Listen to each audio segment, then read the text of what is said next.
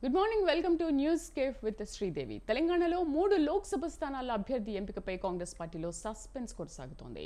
హైదరాబాద్, ఖమ్మం, కరీంనగర్ స్థానాలకు అభ్యర్థుల ఫైనల్ పై ఇంకా చర్చలు జరుగుతూనే ఉన్నాయి. ఇక సీట్ల పంచాయతీ కాస్త హైకమాండ్ నుంచి బెంగళూరుకు షిఫ్ట్ అయింది. బెంగళూరు వేదికగా ఖమ్మం పాలిటిక్స్ నడుస్తున్నాయి. కాగా ఖమ్మం పార్లమెంటు స్థానం కోసం మంత్రి పొంగులేటి శ్రీనివాసరెడ్డి పట్టుబడుతున్నారు. ఆయన సోదరుడు ప్రసాద్ రెడ్డికి సీటు కావాలని పొంగులేటి హైకమాండ్పై ఒత్తిడి తెస్తున్నారు. మరోవైపు తన భార్య నందినికి సీట్లు ఇవ్వకపోతే రాయల నాగేశ్వరరావుకు ఖమ్మం టికెట్ ఇవ్వాలని deputy CM Bhatti Vikramarka demand చేస్తున్నట్లు సమాచారం. సో వీటన్నిటిపైన కూడా మనం డిస్కస్ చేద్దాం. ముందుగా వివిధ దినపత్రికల్లో వచ్చిన ప్రధాన అంశాలను ఒకసారి గమనిద్దాం. ఈనాడు తెలంగాణ చూద్దాం. మోదీకి ఓటమి భయం, బ్యానర్ ఐటమ్ మనం ఇక్కడ చూడొచ్చు. మోదీకి ఓటమి భయం, అందుకే మత చిచ్చు పెట్టేలా మాట్లాడుతున్నారు. ఓ వర్గానికి ఆస్తులు పంచడం అంత తేలిక. ఆదిలాబాద్లో కాంగ్రెస్ అభ్యర్థి గెలవకపోతే పథకాలు ఆగిపోయే ప్రమాదం ఉంది. భాజపా కోసం కేసీఆర్ డమ్మీ అభ్యర్థులను నిలబెట్టారు. నిజామాబాద్, ఆదిలాబాద్, అంతాయిపల్లి సభల్లో సీఎం రేవంత్ రెడ్డి వ్యాఖ్యలు చేశారు. ఇక వెంకయ్యనాయుడికి పద్మ విభూషణ్ ప్రదానం. పద్మశ్రీ అందుకున్న దాసరి కొండప్ప, గడ్డం సమ్మయ్య, కేతాబత్ సోమ్లాల్ మొత్తం 66 మందికి పద్మ అవార్డులు అందించారు రాష్ట్రపతి ద్రౌపది ముర్ము. సూరత్లో ఏకగ్రీవం. లోక్సభకు ఎన్నికైన భాజపా అభ్యర్థి ముఖేష్ దలాల్ కాంగ్రెస్ అభ్యర్థి నామినేషన్ తిరస్కరణ. వైదొలిగిన మిగతా అభ్యర్థులు. ఏపీ సీఎం జగన్ కుటుంబ ఆస్తుల విలువ 757.65 కోట్లు అంటే ఇక్కడ బ్యానర్ ఐటమ్ చూడవచ్చు. అక్కడ ఆయన ఒక్కరి ఆస్తే 529.87 కోట్లు. రిలయన్స్ జియో ఫైనాన్షియల్స్లో జగన్ భార్య, కుమార్తె పెట్టుబడులు. ఆయనపై 26 కేసులు ఉన్నాయంటున్నారు. చేవెళ్ల భాజపా ఎంపీ అభ్యర్థి కొండా విశ్వేశ్వరరెడ్డి కుటుంబ ఆస్తులు 4,568 కోట్లు. గుంటూరు తెదేపా ఎంపీ అభ్యర్థి పెమసాని కుటుంబ ఆస్తుల విలువ 5,705 కోట్లు. ఇక్కడ అందరూ నేతల ఆస్తుల వివరాలేంటో చూస్తున్నాం. శభాష్ గుకేష్ క్యాండిడేట్స్ టోర్నీ గెలిచిన పిన్న వయస్కుడిగా తెలుగు కుర్రాడి రికార్డు. 17 ఏళ్ల యువ గ్రాండ్ మాస్టర్ దొమరాజు గుకేష్ ప్రపంచ చదరంగంలో పెను సంచలనం సృష్టించారు. ఇక ఖర్గే వద్దకు ఖమ్మం పంచాయతీ. భట్టి, పొంగులేటితో విడివిడిగా సమావేశం. అధిష్టానంతో చర్చించి అభ్యర్థిని ప్రకటిస్తామన్న పార్టీ అధ్యక్షుడు. సో ఈ రోజు ఒక క్లారిటీ వచ్చే అవకాశం ఉంది. ఇవాళ రేపు కూడా ఫైనల్ లిస్ట్ చేసే అవకాశం కనిపిస్తోంది. రుణమాఫీ చేయకపోతే రాజీనామాకు సీఎం సిద్ధమా అంటూ హరీష్ రావు సవాల్ విసిరారు సీఎం రేవంత్ రెడ్డికి. అబద్ధాల పునాదులపై అధికారంలోకి వచ్చారు. కాంగ్రెస్ అంటే కరువు, కోతలు, కష్టాలు. మీ హామీలే మీకు భస్మాసుర హస్తాలవుతాయి. బారాసా సీనియర్ నేత హరీష్ రావు ధ్వజమెత్తారు. ఇక నిన్న ఏపీ 10th ఫలితాలు విడుదలైతే ఈ నెల 30న మన తెలంగాణ 10వ తరగతి ఫలితాలు విడుదల కానున్నాయి. రాష్ట్రంలో సీట్లన్నీ గెలుస్తాం. మోదీ మూడోసారి ప్రధాని కావడం ఖాయం. కేంద్ర మంత్రి పీయూష్ గోయల్ ఈ వ్యాఖ్యలు చేశారు. ఇక ప్రతిష్టాత్మకం, పక్కా వ్యూహం. క్రియాశీలకంగా ప్రత్యేక విభాగాలు, కీలకంగా వార్ రూమ్లు. లోక్సభ ఎన్నికల్లో గెలిపే లక్ష్యంగా ప్రధాన పార్టీలు కసరత్తు చేస్తున్నాయి. సాగర్ టైల్ పాండ్ నుంచి నీటి తరలింపు అభ్యంతరకరం. ఆ నీటిని ఆంధ్రప్రదేశ్ ఖాతాలో చేర్చండి. కృష్ణా బోర్డు చైర్మన్ కు తెలంగాణ నీటిపారుదల శాఖ కార్యదర్శి రాహుల్ బొజ్జా ఫిర్యాదు చేశారు. సో ఇది ఈనాడు తెలంగాణ ఎడిషన్. ఒకసారి సాక్షి తెలంగాణ ఎడిషన్ కి వెళ్దాం. బ్యానర్ రైటింగ్ చూద్దాం. ఇక్కడ గులాబీ రథం ప్రజాపథం. రేపటి నుంచి 17 రోజుల పాటు కేసీఆర్ బస్సు యాత్ర చేయనున్నారు. సో అసెంబ్లీలో సీట్లు తగ్గిన నేపథ్యంలో లోక్సభలోనైనా సీట్లు ఎక్కువగా సాధించుకోవడానికి రోడ్ షోలు, సభలు నిర్వహించి ప్రజల మద్దతు కూడగట్టుకోవడం కోసం మాజీ ముఖ్యమంత్రి సీఎం కేసీఆర్ 17 రోజుల పాటు బస్సు యాత్ర చేయనున్నారు. వారిది కళ్లమంట. సంక్షేమ పథకాలతో కాంగ్రెస్ ను ప్రజలు ఆదరిస్తుంటే ఓర్వలేకపోతున్నారు. అందుకే పడగొట్టాలని, ఓడగొట్టాలని అంటున్నారు. బీఆర్ఎస్, బీజేపీలపై సీఎం రేవంత్ ఫైర్ అవుతున్నారు. మోదీ, కేసీఆర్ ఇద్దరూ తోడు దొంగలే. వారి కుట్రపూరిత కుమ్మక్కు రాజకీయాలను ప్రజలు తిప్పికొట్టాలి. మోదీకి ఓటమి భయం పట్టుకోవడంతో అవాస్తవ ఆరోపణలు. కాంగ్రెస్ హిందువుల ఆస్తులను ముస్లింలకు పంచుతుందని ఎలా అంటారు? మతాల మధ్య చిచ్చు పెట్టి రాజకీయ వ్యాపారం చేస్తున్నారు. నేను హిందూగా గర్విస్తా, ముస్లిం, సిక్కు, క్రిస్టియన్లను అద్దని కూడా సమానంగా గౌరవిస్తా అంటున్నారు సీఎం రేవంత్. అయితే సెప్టెంబర్ 17లోగా నిజాం షుగర్ ఫ్యాక్టరీలను తెరపిస్తాం. నిజామాబాద్లో పసుపు బోర్డును కూడా ఏర్పాటు చేస్తాం. మహారాష్ట్ర ప్రభుత్వాన్ని ఒప్పించి తుమ్మిడిహెట్టి వద్ద ప్రాజెక్టు కడతామని వెల్లడించారు. నిజామాబాద్, ఆదిలాబాద్, మల్కాజ్గిరి జనజాతర సభల్లో సీఎం ప్రసంగించారు. తప్పకుండా పసుపు బోర్డుని ఏర్పాటు చేసి షుగర్ ఫ్యాక్టరీలను తెరిపించే ప్రయత్నం కూడా చేస్తాము. అలాగే జూన్ అంటే ఆగస్టు 15 లోపు, 15 ఆగస్టు లోపు కూడా 500 బోనస్తో పాటు వరి ధాన్యాన్ని కూడా మేము కొంటాము, వాళ్ళకు రుణమాఫీ కూడా చేస్తామని సీఎం పదే పదే ప్రతి సభల్లో కూడా ఈ విషయాన్ని వెల్లడిస్తూ ఉంటారు. ఇక మరో బ్యాన్ రేటింగ్ చూద్దాం. మండే ఎండలు రాష్ట్రంలో సోమవారం 45 డిగ్రీల గరిష్ట ఉష్ణోగ్రత నమోదు. మరో 2 రోజులు సాధారణం కంటే ఎక్కువే ఉంటాయన్న వాతావరణ శాఖ. అక్కడక్కడ తేలికపాటి వానలు పడొచ్చని వెల్లడి.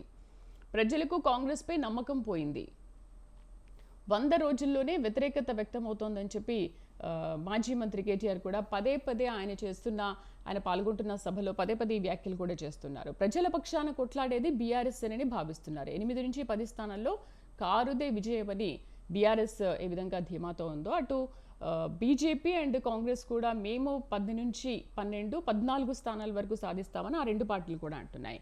ఇక కాంగ్రెస్ లక్ష్యం దూరమే, టార్గెట్ 14, మిషన్ 15 కష్టసాధ్యమే అంటున్న పార్టీ అంతర్గత సర్వేలు. ఇప్పటికే ఏఐసీసీ నివేదికలు 10 నుంచి 11 స్థానాల్లో పరిస్థితి సానుకూలమని తేలినట్టు సమాచారం. 3 చోట్ల నో ఛాన్స్, 2 చోట్ల బీజేపీతో, 1 చోట బీఆర్ఎస్తో టఫ్ ఫైట్. హైదరాబాద్ ఎలాగో ఎంఐఎంతేనని స్పష్టీకరణ. ఏపీలో ప్రతిభ చాటిన పేదింటి పిల్లలు, ఇక శాశ్వత రిజిస్ట్రేషన్లు షోరూంలలోనే. జిత్తులమారి బాబు కోసం గ్రామాల్లోకి గుంటనక్కలు, బాబు కోసం సిద్ధమైన టీడీపీ ఎన్ఆర్ఐల మంద. Subhash Gukesh candidate chess tourney title గెలిచిన భారత యువ grand master. Chevella BJP Lok Sabha అభ్యర్థిగా కొండ విశ్వేశ్వరరెడ్డి నామినేషన్ నిన్న వేశారు. దీంట్లో కేంద్ర మంత్రి పీయూష్ గోయల్ కూడా, డాక్టర్ లక్ష్మణ్ కూడా పాల్గొన్నారు. ఒక్క రుణమాఫీపైనే ఒట్ట, మిగతా హామీలన్నీ గట్టున పెట్టినట్టేనా? 411 వాగ్దానాలను ఆగస్టులో నెరవేరుస్తారా, రాజీనామా చేస్తారా? సీఎం రేవంత్ రెడ్డికి బీజేపీ నేత ఎల్లేటి మహేశ్వర్ రెడ్డి సూటి ప్రశ్న వేశారు. కేసీఆర్తో మంత్రి కోమటిరెడ్డి టచ్లో ఉన్నారనిపిస్తోందంటూ మరొక వ్యాఖ్య చేశారు. ఇక అమ్మ ఒడి, సర్కారు బడి జగన్ ఇచ్చిన నమ్మకం.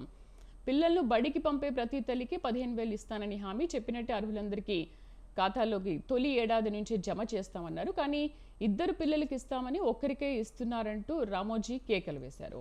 సో ఇది సాక్షి తెలంగాణ ఎడిషన్. ఒకసారి ఆంధ్ర జ్యోతి తెలంగాణ ఎడిషన్ చూద్దాం. బ్యాన్ రేటం ఇందులో 25,000 మంది టీచర్లు ఇంటికే, 8 ఏళ్లుగా తీసుకునే జీతాలు 4 వారాల్లో వడ్డీతో సహా చెల్లించాల్సిందే. బెంగాల్లో 2016 ఉపాధ్యాయ నియామకాలపై కలకత్తా హైకోర్టు తీర్పు. 15 రోజుల్లోగా నియామక ప్రక్రియ చేపట్టాలని బెంగాల్ సర్కారుకు ఆదేశం. దర్యాప్తు కొనసాగించి 3 నెలల్లో నివేదిక ఇవ్వాలని సిబిఐకి సూచన. ఇక సుప్రీంలో సవాల్ చేస్తాం, బాధితులకు అండగా ఉంటాం, బీజేపీ నేతలు తీర్పుల్ని ప్రభావితం చేస్తున్నారంటూ మమతా వ్యాఖ్యానించారు. బీజేపీ ఖాతాలో సూరత్, ఏకగ్రీవంగా ఆ పార్టీ అభ్యర్థి ఎన్నిక, కాంగ్రెస్ అభ్యర్థి నామినేషన్ తిరస్కరణ, ప్రతిపాదించిన వారి సంతకాలు నకిలీవని రిటర్నింగ్ అధికారి ప్రకటించారు. ఇవే కారణాలతో కాంగ్రెస్ ప్రత్యామ్నాయ అభ్యర్థి నామినేషన్ను తిరస్కరించారు. ఇక బరిలోని మరో 8 మంది ఉపసంహరణ. ఇదంతా బీజేపీ కుట్రలో భాగమన్న కాంగ్రెస్ హైకోర్టులో సవాల్ చేస్తామని వెల్లడించారు. సో ఆ పార్టీ అభ్యర్థిని నిన్న ఏకగ్రీవంగా ప్రకటించారు. మోదీకి ఓటమి భయం, అందుకే మతాల మధ్య చిచ్చు పెడుతున్నారు. అండ్ మీ ఇల్లు నగలు అన్నీ లాక్కుంటుంది, ఆదాయం ఆస్తులపై కాంగ్రెస్ సర్వే చేస్తుంది. ఊళ్ళో ఇల్లు, నగరంలో ఫ్లాట్ ఉంటే ఒకదాన్ని స్వాధీనం చేసుకుంటారు. ఇది మావోయిస్టు కమ్యూనిస్టు ధోరణి. కాంగ్రెస్ ఇండీ కూటమి పద్ధతిని భారత్లో అమలు చేయాలని చూస్తున్నాయి. యూపీ ఎన్నికల ప్రచారంలో మోదీ ఈ విమర్శలు చేశారు. ప్రధానిపై చర్యలు తీసుకోవాలి అంటున్నారు. ఎన్నికల సంఘానికి కాంగ్రెస్ ఫిర్యాదు చేసింది. ఇక వనరులపై తొలి హక్కు మైనార్టీలకు కాదు, పేదలు, ఆదివాసీలు, దళితులు, బీసీలకే అంటూ షా మాట్లాడుతున్నారు. కాంగ్రెస్ మేనిఫెస్టో గురించి వివరిస్తూ అపాయింట్మెంట్ ఇవ్వండి మోదీని కోరిన ఖర్గే. హామీల అమలులో కాంగ్రెస్, బీఆర్ఎస్ విఫలమయ్యాయంటున్నారు. పేదలకు రేషన్ కార్డులు కూడా ఇవ్వలేదు, వారికి ఓట్లు అడిగే హక్కు లేదు అంటూ కిషన్ రెడ్డి మాట్లాడుతున్నారు. తర్వాత కుంభకోణంలో కవితే కీలకం, బెయిల్ ఇవ్వొద్దు. రౌస్ రెవెన్యూ కోర్టులో సిబిఐ వాదనలు వినిపించింది. నేరానికి సంబంధించిన ఆధారాలు లేవు కాబట్టి ఇలా మాట్లాడారు. బెయిల్ ఇవ్వండి కవిత తరఫు న్యాయవాది అంటూ కవిత తరఫు న్యాయవాది కోరారు. సిబిఐ కేసులో మే 2కు తీర్పు రిజర్వ్ చేశారు. ఈడీ కేసులో వాదనలు నేటికి వాయిదా పడ్డాయి. గుబులు గులాబీ విషమ పరీక్షను అధిగమించాలని ఎత్తులు. కాంగ్రెస్ బీజేపీని ఢీకొనేలా ప్రచార వ్యూహం. నేరుగా ప్రజల వద్దకు వెళ్తున్న కేసీఆర్ ప్రజాస్వామ్యం కోసం పేరిట ప్రచారం. కాంగ్రెస్తో మోసపోయింది చాలా అంటూ నినాదం. గౌరవప్రద సీట్లు గెలిస్తేనే నిలబడే ఛాన్స్ ఉందంటున్నారు. దీనిపైన విశ్లేషకులు కూడా. కాంగ్రెస్లో తేరిని టికెట్ల పంచాయతీ. పెండింగ్లోనే ఖమ్మం, కరీంనగర్, హైదరాబాద్ సీట్లు. ఖమ్మంలో రఘురామరెడ్డి, రాయల్ నాగేశ్వరరావు మధ్య పోటీ. లోకల్ ఖమ్మకు ఇవ్వాలని డిప్యూటీ సీఎం భట్టి విక్రమార్క పట్టుబడుతున్నారు. సో ఈ నేపథ్యంలో బెంగళూరులో ఖర్గేతో భేటీ అయ్యారు మంత్రి పొంగులేటి అండ్ భట్టి విక్రమార్క. నేడు లేదా రేపు అభ్యర్థిని ప్రకటించే అవకాశం ఉంది. ఖమ్మంతో కరీంనగర్ సీటుకు లింకు అధిష్టానం చెప్పకుండానే కరీంనగర్లో వెలిచాల నామినేషన్, ఇంకా రేస్లోనే ప్రవీణ్ రెడ్డి. సో నిన్న సాయంత్రం వెలిచాల నామినేషన్ వేశారు 3 చోట్ల. మరి ఇది అధిష్టానానికి తెలుసా లేదా అనే విషయం చూడాలి.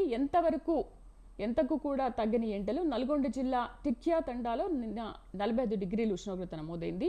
అటు వానలు పడుతున్నా కూడా అధికంగానే ఉష్ణోగ్రతలు ఉంటున్నాయి. నేడు రేపు తేలికపాటి వానలు. నిజామాబాద్, నల్గొండలో వర్షాలతో తడిసిన ధాన్యం. వేలిముద్రల క్లోనింగ్తో 36 లక్షలు కొట్టేశారు. ప్రధానమంత్రి కౌశల్ కేంద్రంలో నకిలీ వేలిముద్రల రాకెట్. మంచిర్యాల కేంద్రంగా దందా 300 మంది వేలిముద్రలు క్లోనింగ్, వాటి ఆధారంగా హాజరు, బిల్లులు స్వాహా చేశారంటూ. ఇక ఛేదించిన రామగుండం పోలీసులు, భోపాల్ సంస్థ నిర్వాకం, అలాగే దీంట్లో 4గురిని అరెస్ట్ చేశారంటూ మాట్లాడుతున్నారు.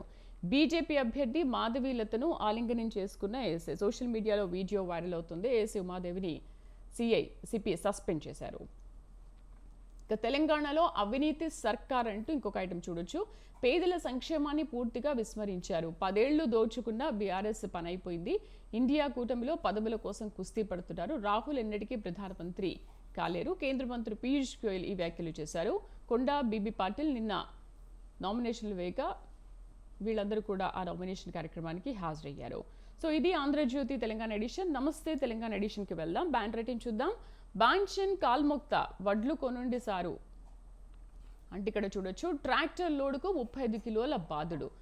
కూలీల ఖర్చుకు ఒక్కో బస్తాపై 10 రూపాయలు ఇస్తే ఒకవేళ 100కి 2 రూపాయలు చొప్పున కమిషన్ అంటూ జనగామ జిల్లాలో మిల్లర్లు మాయాజాలం చేస్తారంటూ మాట్లాడుతున్నారు.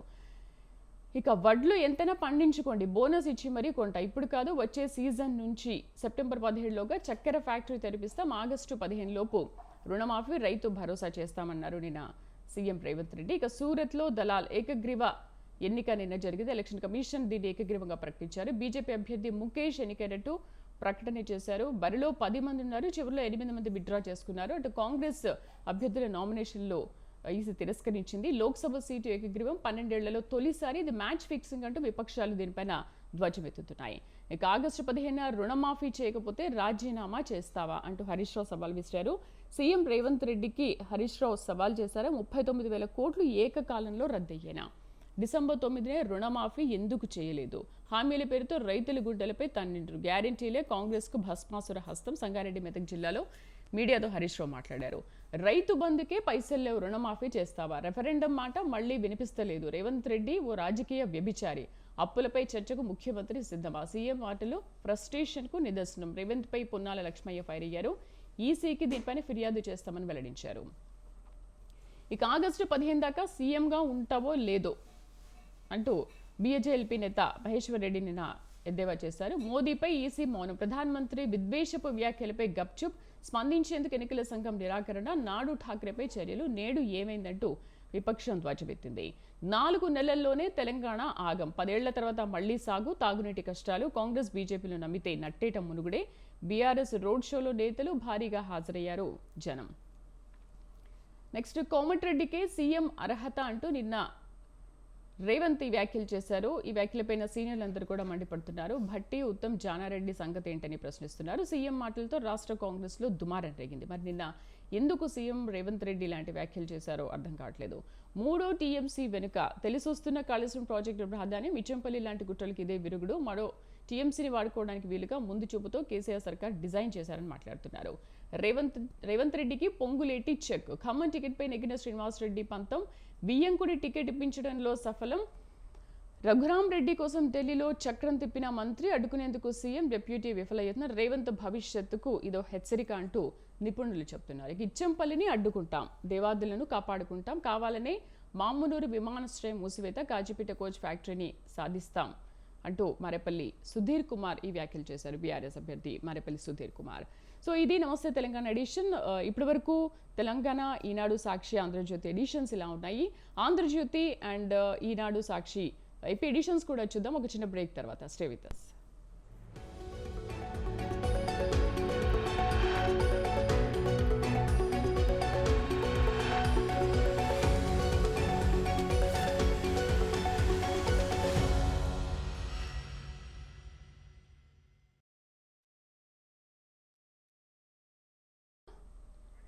ఏపీ తీసుకుందామా?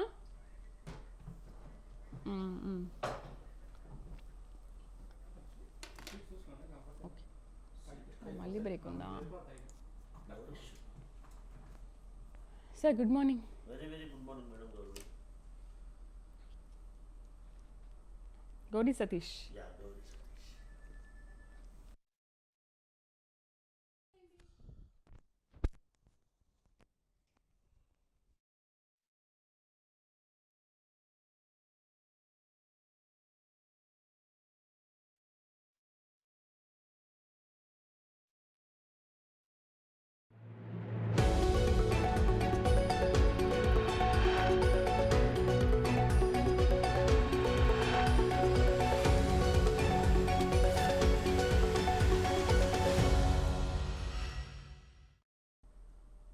Welcome back to News Cafe. ఇక ఈనాడు ఏపీ ఎడిషన్ చూద్దాం. జరుగు జగన్ ఖాళీ చేయి కూర్చి జనరాజ్యం వస్తోంది ఎన్నికల్లో గెలిచి.